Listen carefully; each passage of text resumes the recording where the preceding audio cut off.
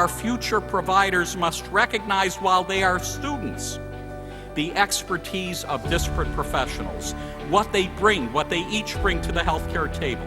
We must be a university that is internationally respected and locally loved. To the extent that we carry ourselves with utmost civility as an institution, to the same extent will we succeed and lead by collaboration. You know, when Dr. Perman and I started working together, which was almost 20 years ago, instantly we just clicked. So when he was appointed president here at University of Maryland, Baltimore, we said, you know what, we're going to make this happen. And he just gets so much joy out of seeing those students mesh and be able to work together as a team. 1, 2, 3, team! An interprofessional approach to global health is really important because our students return with lessons learned from each other, with lessons learned from local community members. And that's what Dr. Perman has always called the global-local approach. When we were in Zambia, I had the opportunity to go with Dr. Perman and some others to visit a women's clinic, to hear the women talk about the impact of their program. This meeting, more than maybe any other he's had, really helped him see the value of global health and research to improve the health of communities.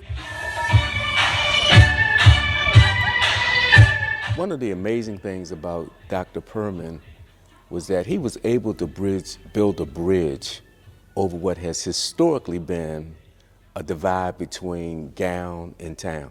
I'll never forget the first time that I went to meet him.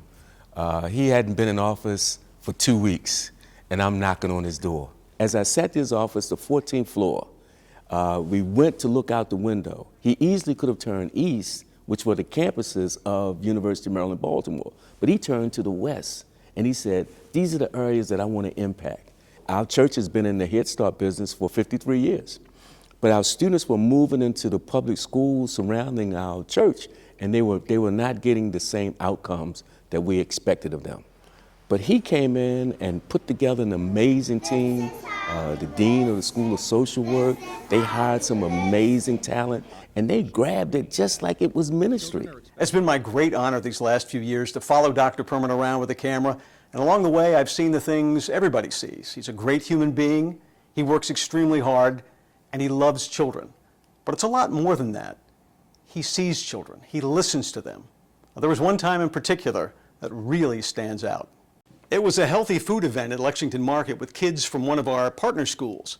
And as I watched through the viewfinder, I could tell that Dr. Perman just clicked with one kid, Xavier.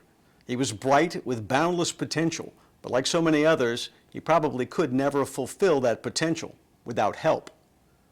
Maybe Dr. Perman saw a little bit of himself in Xavier, or maybe it just crystallized his thoughts on community engagement. But the encounter clearly had a big impact. So I asked him what he wanted to be when he grew up. He mentioned the NBA and the NFL, and he sensed that I didn't look too impressed. And on a dime he turned and he said, or maybe I'll have your job.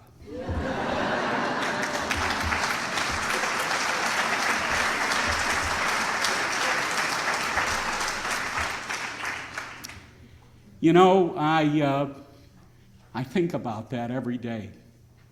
He was really yearning to do something deep and meaningful for the neighbors, and he just needed someone to put that in front of him and say, I think this is what it might be.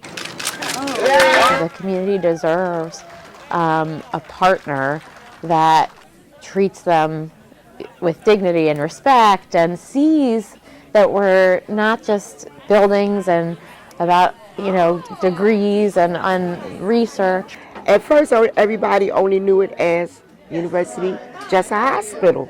You go there when you're sick. But now, it's known as university, the community, the engagement center, things to do. A lot of the people that's been coming over here and getting into things, they starting to feel more like family.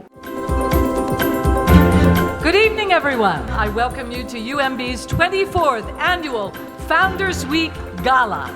So at the gala this year, there was a few tables of community members who had joined us, and at the end of the night, a woman handed him a bag, and in it there was a tie as a thank you gift, and there was a commemorative glass, he said, and there was an envelope with a card in it, and it said, "Thank you for growing a seed," and inside was $2. And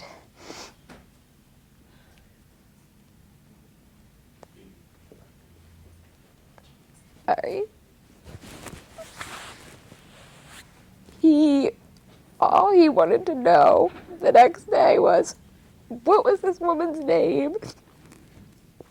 Where did she live? And I need to get her a thank you note, you know? And I think that just shows, A, how meaningful this whole endeavor is to the community, how thankful people are to Dr. Perman, but also how grateful he is for being able to give folks opportunities that they might not otherwise have. Excitement is surging in West Baltimore as the University of Maryland, Baltimore breaks ground on a brand new community engagement center. We'll have a huge space where we can all gather together for meals, events, performances, lectures, where we can come together as the community we're meant to be. Our children being as a part of this program will open doors for them and open their eyes so that they can dream. Looking back, I had no idea how all-encompassing the program would be. Now we're going to do the Scholar of the Year, and he doesn't know that he's getting this. Shakir Frank. I thought we would be, making a difference, but I had no idea that grandparents would call me and say, "You saved my son's life." It was just so impactful how they rose to the occasion. So it's like Dr. Perman will say, it's not talent. We're not short on talent. We're short on opportunities. When I met Dr. Perman, I felt I was having an out-of-body experience because he was saying the words that I had been saying for the last 2 decades. We knew right then and there where we were going to find a way to implement this program. It's really set up the feasibility for us to implement these types of programs nationally. But it would have never, ever, ever happened had it not been for that one meeting, that one night, that changed my life and changed the trajectory of what we do here in diversity training at the NCI. So I'll never forget. Well, when you look back to where we were just in terms of total grant funding when he came on board as president, the change has been remarkable. It represents hundreds of millions of dollars in new funding. It was the tone that he set at the top that helped to motivate people to work together and to excel in the research endeavor. When I think about his legacy, I can't help but think of the African proverb that I've heard him use many times.